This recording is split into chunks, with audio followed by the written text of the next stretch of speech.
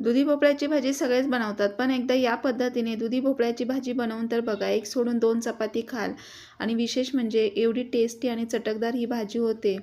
तर बघा, अवघ्या 5 मिनिटामध्ये होते. मार्केटमधून आणतानाच असा कोवळा भोपळा आणायचा हिरवागार. त्यानंतर आणल्यानंतर त्याची साल काढायची. साल काढल्यानंतर असा हा कापून घ्यायचा आहे बघा. छोटे छोटे काप करून घ्यायचे. आता बरेच जण बघा दुधी भोपळ्याची वेगवेगळ्या प्रकारची भाजी बनवतात. लाल तिखट घालून करतं, तर कोणी बघा दुधी कोफ्ता करतं, किंवा कोणी हिरवी मिरचीचा करतं. तर आज मी तुम्हाला एवढी टेस्टी चटकदार अशी हिरवी मिरची घालून केलेला हा भोपळ्याची भाजी दाखवणार आहे. सो व्हिडिओ हा स्किप न करता पूर्ण बघा. तर भोपळ्याचे काप करून घेतल्यानंतर स्वच्छ पाण्याने धुवून घ्यायचं. त्यामध्येच मूग डाळ थोडीशी घालून ठेवायची, म्हणजे 1-2 मिनटं ती छान भिजली जाते. आता इथे थोडंसं खोबऱ्याचे मी काप करून घेते. खोबरं टाकल्यानंतर भाजी खूप चटकदार आणि टेस्टी होते. अशी चमचमीत भाजी तयार होते बघा. बरेच जण काय करतात, शेंगदाणे वाटून घालतात, पण शेंगदाण्यापेक्षा आहे ना इथे खोबऱ्याचे काप करून जर घातले ना तर एवढी टेस्टी भाजी होते. त्यामध्ये 4 ते 5 हिरव्या मिरच्या, थोडीशी कोथिंबीर घालायची, 5 ते 6 लसणाच्या पाकळ्या घ्यायच्या आहेत, थोडासा आल्याचा तुकडा घ्यायचा. हे सगळं मिक्सर मध्ये घालून अगदी ग्राइंड करून घ्यायचं आहे, बारीक वाटून घ्यायचं आहे.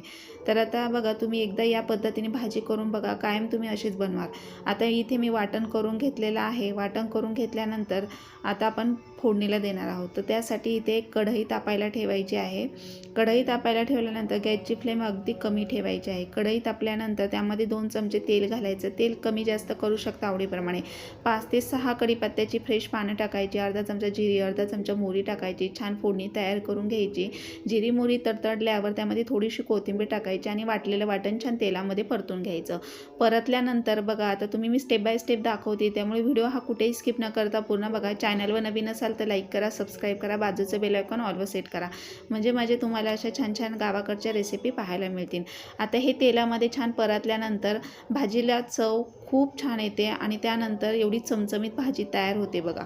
थोडीशी हळद पावडर टाकायची. त्यानंतर हे भोपळ्याचे काप धुतलेले हे त्यामध्ये व्यवस्थित परतून घ्यायचे आहेत बघा फोडणीमध्ये.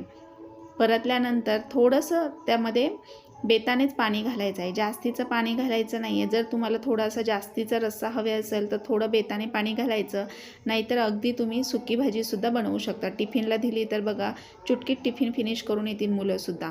यामध्ये मूगडाळ भिजवलेली तीसुद्धा त्यामध्ये मिक्स करून घ्यायची, थोडंसं पाणी घालायचं. आता हे सगळं मी फोडणीमध्ये मिक्स करून घेतल्यानंतर बघा थोडंसंच पाणी घालायचं आहे यामध्ये आणि अगदी गॅसची फ्लेम कमी ठेवायची. नंतर शिजू द्यायचं आहे. उकळी आल्यानंतर थोडासा 2 ते 3 चमचे दाण्याचा कूट घालायचा, चवीनुसार मीठ घालायचं आहे. फार काही घालायची गरज पडत नाही. एवढी टेस्टी आणि चटकदार ही भाजी तयार होते ना, नक्की ट्राय करून बघा. आणि विशेष म्हणजे एक सोडून 2 चपाती खाली एवढी